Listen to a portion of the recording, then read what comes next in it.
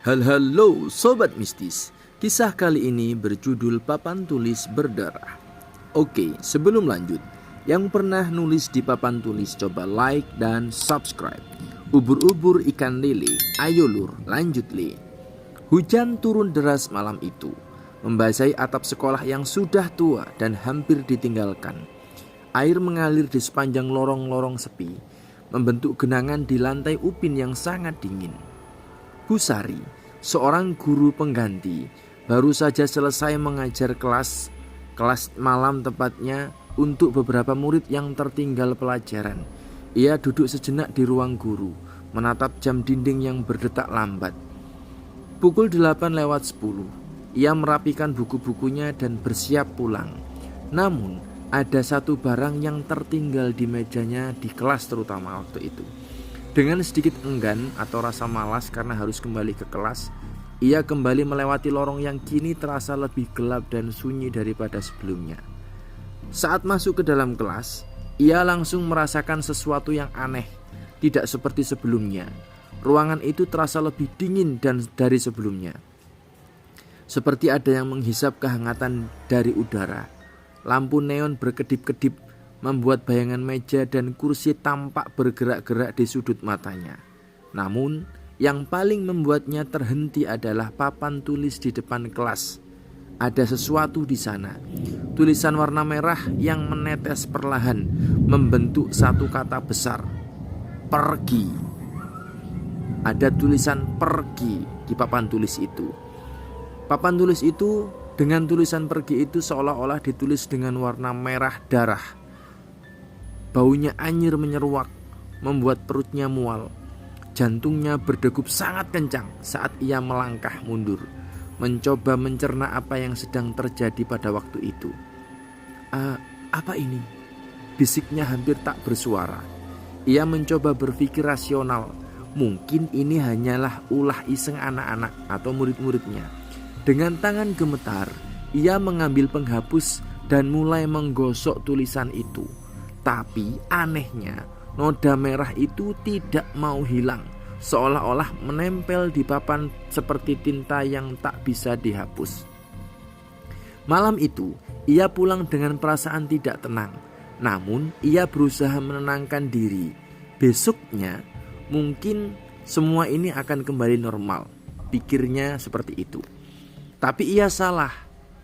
Pada malam kedua, esok malamnya, saat ia kembali mengajar kelas tambahan atau kelas malam, keganjilan itu semakin menjadi-jadi. Ketika ia masuk ke dalam kelas, tulisan di papan tulis itu muncul lagi. Tapi kali ini lebih panjang, huruf-hurufnya lebih tebal, seolah ditulis dengan paksa oleh tangan yang berdarah-darah. Pergi sebelum kau mati. Tulisannya berbunyi seperti itu. Pergi sebelum kau mati. Darahnya seperti bara baru saja menetes, membentuk genangan di bawah papan. Kali ini ia tak bisa menahan diri. Ia mundur selangkah, tangannya gemetar hebat. Murid-muridnya yang sudah berkumpul di dalam kelas ikut melihat kejadian itu. Salah satu dari mereka, Dinda namanya, tampak pucat. Ia menggigit bibirnya. Lalu dengan suara pelan ia berkata, "Bu, saya pernah dengar cerita tentang kelas ini." Bu Sari menoleh. "Cerita apa?" begitu tanyanya. Dinda menelan ludah sebelum melanjutkan menjawab pertanyaan dari Bu Sari. "Dulu ada seorang guru yang meninggal di sini. Mayatnya ditemukan bersandar di papan tulis tersebut. Tubuhnya penuh luka dan darahnya membentuk tulisan terakhir yang sama seperti yang ibu lihat sekarang ini." Suasana kelas mendadak mencekam. Murid-murid lain mulai gelisah. Beberapa bahkan menutup mulut mereka, seolah takut untuk mengeluarkan suara. Bu Sari mencoba menenangkan mereka semuanya. Meskipun dirinya sendiri diliputi ketakutan, ia harus memastikan ini bukan ulah orang iseng. Dan pada malam ketiga, malam itu Bu Sari memutuskan untuk merekam kejadian aneh di kelasnya. Ia memasang ponsel di atas meja guru, mengarahkannya ke papan tulis. Ia ingin tahu siapa yang menulis pesan itu. Pukul 8:15, ia duduk diam di kursi guru, memperhatikan papan tulis yang kosong. Suasana kelas begitu sunyi, hanya suara hujan di luar yang terdengar. Pukul 8:20, udara tiba-tiba berubah. Dinginnya semakin menusuk, lampu neon mulai berkelip. Pukul 8:25, pintu kelas tertutup sendiri dengan keras pintunya. Bu Sari kaget dan lompat meskipun dia di kursi. Ia mencoba berdiri tapi tubuhnya terasa kaku. Ia mendengar sesuatu napas berat, napas seorang yang tepat di belakangnya. Dengan tangan gemetar, ia meraih ponselnya dan menyalakan senter.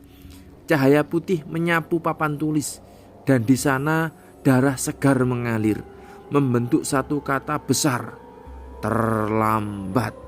Jadi ada tulisan kata terlambat di papan tulis. Jantungnya hampir berhenti. Saat itu juga udara di belakangnya berubah. Ada sesuatu bergerak di dalam kelas. Perlahan ia menoleh, dan di sana, di sudut kelas yang gelap, berdiri seorang wanita dengan wajah hancur. Benar-benar hancur wajahnya, sangat menakutkan. Matanya kosong, kulitnya penuh dengan luka yang sangat menganga, dan darah menetes dari ujung jarinya. Wanita itu menatapnya, lalu ia tersenyum. Senyuman yang membuat darah Bu Sari membeku, diam dan benar-benar ketakutan. Dalam sekejap, lampu kelas padam total, gelap sunyi. Hanya ada suara nafas berat yang semakin dekat. Pada malam terakhir, pagi harinya, satpam sekolah menemukan pintu kelas masih terkunci dari dalam. Saat dibuka, ruangan itu kosong. Tidak ada Bu Sari. Tidak ada jejak apapun selain papan tulis yang kembali dipenuhi dengan darah. Dan di sana ada satu pesan terakhir yang ditinggalkan. Giliranmu. Sejak malam itu, tidak ada lagi yang berani mengajar kelas malam di sekolah tua itu. Murid-murid yang pernah belajar di sana mengaku masih bisa mendengar suara kapur menulis di papan, meskipun tidak ada siapapun di dalam ruangan tersebut. Kadang ada yang juga yang melihat sosok wanita berdiri di sudut kelas, menatap keluar jendela dengan wajah penuh luka dan senyum yang menyeramkan. Mereka yang masih nekat memasuki kelas itu di malam hari selalu berakhir dengan cerita yang sama, hilang tanpa jejak. Oke, terima kasih teman-teman yang menyaksikan video ini sampai habis. Ingat ya, video ini atau cerita-cerita yang ada di MHU Dori Berkisah adalah cerita fiktif belaka. Jadi selamat menikmati, jangan sampai ini dianggap benar loh ya. Mohon maaf jika ada nama atau tempat yang mungkin sama, itu hanya kebetulan belaka. Jadi jika kalian suka dengan video ini, coba like dan subscribe agar kalian bisa menonton video-video terbaru kami. Dan jangan lupa tekan tanda lonceng agar kalian menjadi orang pertama yang menyaksikan video-video kami. Terima kasih.